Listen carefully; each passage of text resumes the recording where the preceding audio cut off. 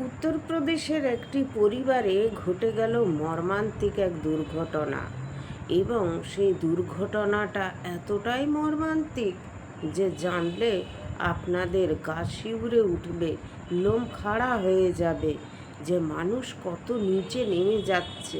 আপনারা ভাবতে পারবেন, একটা পরিবারে একটা পুরুষ মানুষও কি নিরাপত্তায় থাকতে পারে না, একটা নারীও পারে না। মানে আমরা কোন যুগে বাস করছি? এক স্বামী রাত্রির বেলা তার ঘরে ঘুমোচ্ছে, সেই ঘুমন্ত স্বামীর ঘরে বিষধর সাপ ছেড়ে দেওয়া হলো এবং স্বামী মারা গেল। এইরকমই এক দুর্ঘটনা ঘটেছে উত্তরপ্রদেশের একটি পরিবারে। স্বামী স্ত্রী, তাদের একটি ছোট্ট সন্তান। বেশি দিন তাদের বিবাহ হয়নি, তারা কিন্তু নিজেরা পছন্দ করেই বিবাহ করেছিল। তারপর তাদের বেশ সুখে স্বচ্ছন্দে সংসারও চলছিল। কিন্তু হঠাৎ করে কি হয়ে গেল, কার মনে কি থাকে কেউ কিছু বুঝতেও পারে না।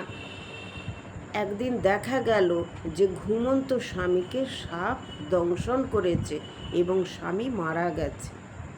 প্রশাসন দেখলেন যে একটা মানুষকে যখন সাপে দংশন করে তখন সে ছুটে বেড়ায়, সারা ঘরে সাহায্যের জন্য চিৎকার করে, তার বিছানা এদিক ওদিক হয়ে যায়, কিন্তু কিছু হয়নি, যেভাবে ছিল সেভাবেই। তখন যখন পোস্টমর্টেম করা হয় তখন জানা যায় যে তাকে আগে ঘুমের ওষুধ খাইয়ে দেওয়া হয়েছিল যাতে সে অঘরে ঘুমোতে পারে। এবং সেই সময়ে এক সাপুড়েকে কয়েক হাজার টাকা দিয়ে তার থেকে একটি বিষধর সাপ নিয়ে এসে স্বামীর শয়নকক্ষে ছেড়ে দেওয়া হয় এবং সেই মানুষটির প্রাণ যায়। এখন কথা হচ্ছে, মানুষের সবাইকে সবার কিছুদিন হয়তো ভালো লাগলো, তারপর হয়তো আর ভালো লাগছে না, পছন্দ হচ্ছে না। তো সেক্ষেত্রে কি করা যাবে? সেক্ষেত্রে একটাই রাস্তা আছে, যে যা রাস্তা আলাদা করে নেওয়া। এখনকার যুগে এটাই হচ্ছে, ছেড়ে দিচ্ছে, চলে যাচ্ছে, আবার কাউকে পছন্দের কাউকে বিয়ে করে নিচ্ছে।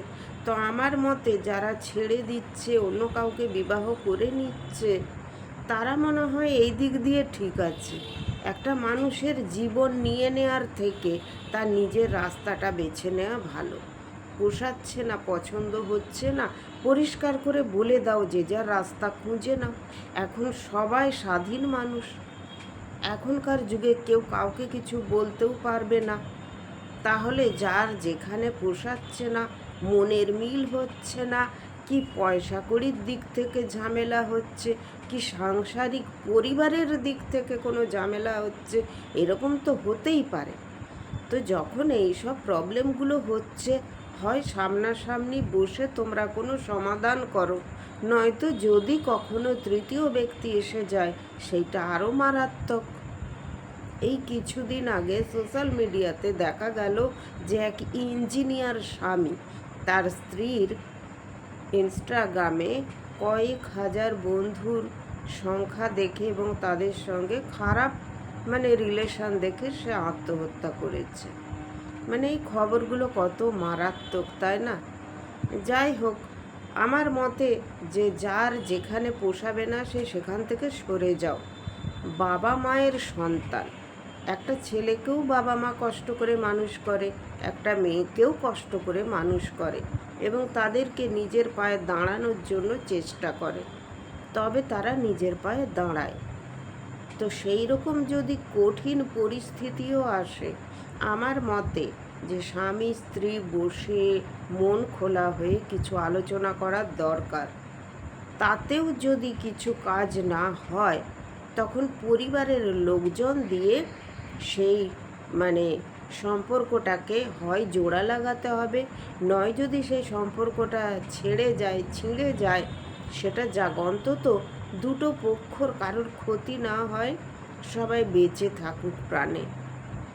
এটা কি এই ধরনের দুর্ঘটনাগুলো থেকে কিছু কিছু বদ মানুষ আছে, তারা কিন্তু এগুলোর সুযোগ নেয়। এই খবরগুলো কিন্তু সবসময় ভালো খবর হয় না। কিছু কিছু মানুষ আছে, তারা এই সমস্ত খবরগুলোকে ইন্ধন দেয় এবং তারা নানা রকম আরও রটনা করে। কিন্তু কথা হচ্ছে, একটা ছোট্ট শিশু, সে তো পিতৃহারা হয়ে গেল কিংবা সে মাতৃহারা হয়ে গেল, তার ভবিষ্যৎ কি হবে, তাই না? আজকালকার যুগে কি মানুষ কাউকে বিশ্বাসই করতে পারবে না? বন্ধু বন্ধুকে বিশ্বাস করতে পারছে না, বাবা তার মেয়েকে খারাপ ব্যবহার করছে, তাহলে মেয়ে একটা বাবার কাছেও সেফ না। মা সন্তানের মধ্যে ঝামেলা হচ্ছে সম্পত্তি নিয়ে, ভাই ভাই তো সেই রামায়ণ মহাভারত থেকে তো ঝামেলা অশান্তি হতেই থাকে। কিন্তু স্বামী স্ত্রী সব থেকে একটা পবিত্র সুন্দর বন্ধন, পবিত্র সুন্দর সম্পর্ক, সেই সম্পর্কটাও আজ কোথায় গিয়ে ঠেকেছে।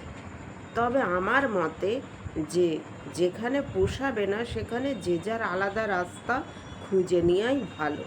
কিন্তু এইভাবে কারোর জীবনটা চলে গেলে সেটা কোনো সমাধান নয় এবং এর পরিণামও ভয়ঙ্কর। কেননা যে এই কাজটা করে সেও কিন্তু সুখে শান্তিতে থাকতে পারে না। উপরে ভগবান বলে একজন আছেন, তিনি কিন্তু সবাইকে দেখছেন কে কী করছে। আমরা কার সাথে অন্যায় করছি, কার সাথে ন্যায় করছি, তিনি কিন্তু সব দেখছেন। তাই আমি একটাই কথা বলতে চাই যে ধর্মপথে থাকুন, নিজের সন্তানকেও ধর্মপথে আনুন, নিজে ধর্ম কথা বলুন এবং যেখানে প্রবচন হচ্ছে সেখানে যান, প্রবচন শুনুন। বাড়ির আশেপাশে অনেক তীর্থস্থান থাকে, সেখান থেকে ঘুরে আসুন, নিজের মন ঠান্ডা করে নিন, নিজের মনকে পবিত্র করে নিন। কোনো অন্যায় করার আগে একবার দুবার নয় 100 বার ভাবনা চিন্তা করুন, তারপরে সেই পথে পা বাড়ান। অন্যায় কখনো সুখের হয় না। সব সময় ধর্মপথে থাকার চেষ্টা করুন এবং সৎ, নির্ভীক ও সাহসী হয়ে থাকার চেষ্টা করুন। অন্যের উপকার করার চেষ্টা করুন, কারোর ক্ষতি নয়। কারোর এতটুকু উপকার করলেও ভগবান সেইটা দেখে রাখে এবং তারও উপকার ভগবানই করে।